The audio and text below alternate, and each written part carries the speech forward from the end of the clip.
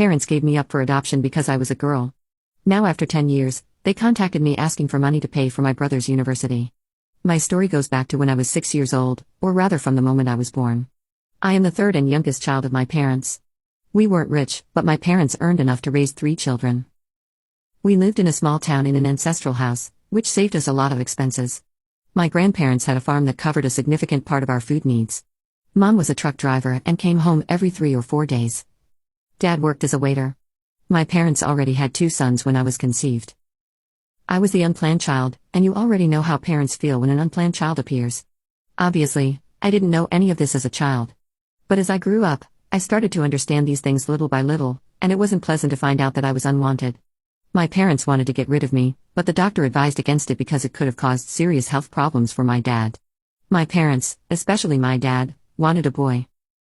His reason was very simple. He wanted me to wear my older brother's discarded clothes so he wouldn't have to buy new clothes for me. My 2 older brothers were a year apart, so they were practically the same size and wore each other's clothes interchangeably. It was fun for them. However, when I was born a girl, my parents were disappointed. They hated me.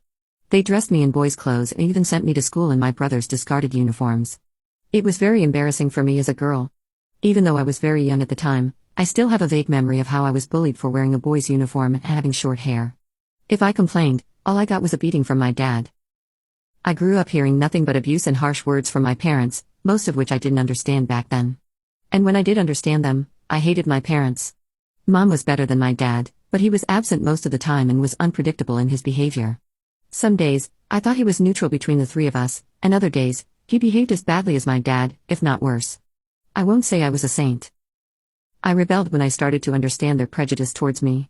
My brothers always got the best of everything, and I got their leftovers. So I started being mean to them because as a child, I blamed them for my misery. Yes. I was punished for my actions, sometimes severely. I had to make my own breakfast, and many times I went without dinner. I was just a 6-year-old girl going through this. There's an incident I remember quite vividly, and I think it was the turning point of my life. That day or week, I don't remember exactly, I was being severely bullied on the playground for dressing like a boy. I came home and discovered that Dad had brought new clothes for my brothers for the holidays. And in a fit of anger, I took some scissors and cut them into confetti. I know I was wrong, and I'm not proud of what I did, but I was tired of being mocked because of my parents. It came from a place of pain, not malice. Instead of understanding my pain, my parents considered it a sin that deserved the strictest punishment of all. They put me up for adoption. They waited a month, but there were no takers, and that anger also fell on me. They constantly told me how useless I was and that no one wanted me. There were times I heard my dad say, if I had known her gender, I would never have brought her into the world. It haunts me to know that my parents hated me so much and for a reason beyond my control.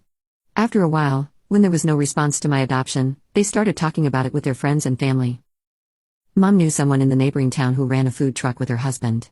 They were relatively poorer than us, but they wanted a child. They were over 30 years old and had been trying to have a child for more than a decade, but with no luck. Mom talked to them, and they agreed to adopt me right away. I remember that moment when Mom broke the news to Dad and my brothers. They were delighted and happy to get rid of me. Mom also warned that they were poor and that I might never be able to go to school. Dad rolled her eyes and said, "Who cares? Just take her there tomorrow." I was there in a corner holding the curtain, stunned. Even though I hated my family, I was scared and hurt to have to leave them. I had tears in my eyes, but I didn't cry out loud. They were so happy, enjoying the moment that they forgot I was there. When Mom saw me crying, she came over, rubbed my back, and said, "Pack your things. We'll leave tomorrow morning for your new family." I cried out loud when she said that, but I realized it fell on deaf ears. So I went to my room to pack my things. When I left home and all along the way, I noticed that my new family was really poor. They had a small 1-bedroom house. They had renovated the storeroom to make it my room. I had no complaints because at least they made an effort to provide me with a room. I had never had my own room or bed. My brothers had a bed, and I was put on a cot in a corner of their room with a small cupboard for my belongings. This room was comparatively smaller than ours, but it was cozy. My new parents, Mary and John, were warm and loving, but I came from a troubled home. I had never experienced that kind of love. Yes. I saw my parents showing love to my brothers, but never to me. I doubted the intentions of my new parents and took their love as something temporary. I tried not to get attached to them because I feared they might kick me out to childhood trauma. You know? It took me many months to realize that they really loved me and weren't pretending. Yes. That year, I didn't go to school because my parents moved me in the middle of the school year, but my new parents promised to enroll me in school the following year.